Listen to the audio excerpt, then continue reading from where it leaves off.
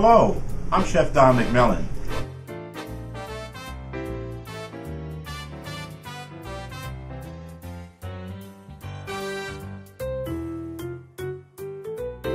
Well, as you can see, we have some vegetables in front of us.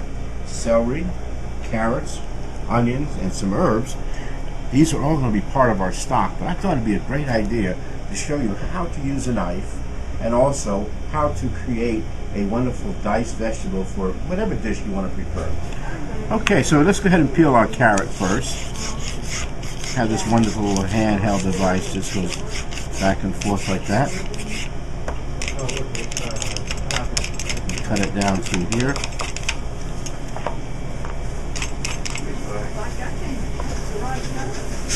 And then we're going to just clean this up a little bit here. I don't use the peeling in my stock. I prefer not to, although it does have some use, but maybe we're working good in a compost pile.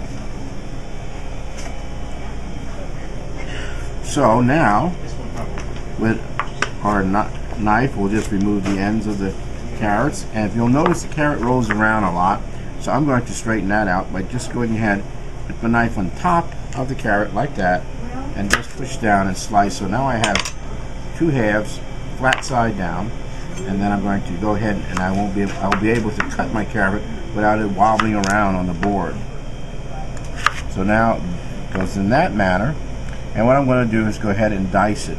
So using a knife, I like to point out it's better to hold a knife in this manner as opposed to this manner, which a lot of people do. When you hold it like this, you get very little leverage on your knife. It actually hurts your hand because it develops that carpal tunnel syndrome, which shoots up your arm. So the proper way to hold the knife is with your fingers there and holding that this way you have control. And also when you cut, you slice in this manner. So it's almost like a train going down the track, just in that manner, not this way. This would be dicing, this is slicing. And what I do is I'll slice the carrot in half, and as you can see, using the French knife and using this motion, I'm able to reduce my work in half. Now you'll notice my fingers are curved. I do what is called a monster grip. So you put your fingers out and just put them down, and you see the way they come out naturally. That's the way you should hold your food, so that your knife will actually rotate on your knuckle. And as it's not leaving the board, I don't have to worry about slipping my fingers underneath as well. So now I have my diced carrots. I'm going ahead and dice some celery. Notice on the celery it has like a little rivulet in the back. That's the best way to cut the celery, right straight down through there. Now depending on the size of the dice, you can cut it again. There's another little rivulet there and another there.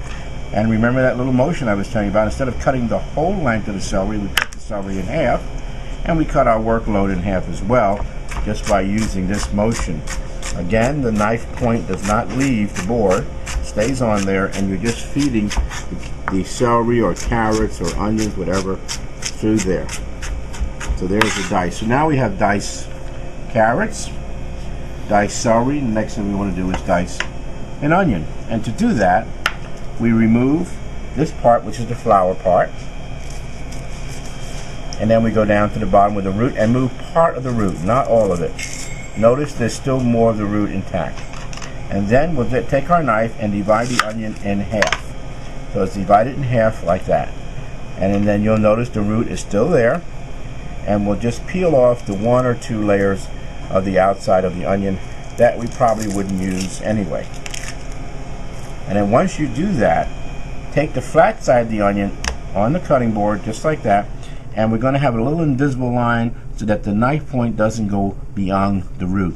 So just slice down in this manner, and you'll notice again that the onion is being held together by the root. Quarter turn, slice down again. And look at that, you get a perfect dice. See, onion just dices itself. And when you get down to the root part, cut around that, and that can go in the stock pot. So let's do that again. With the onion, remove the outer 2 layers of the skin, and then we'll make vertical slices down. quarter turn, vertical slices again. So whenever you're making chicken stock, we always like to use 50% onions, 25% carrots, and 25% celery. That's always the ratio of using that. So that is how we get our vegetables ready for our stock.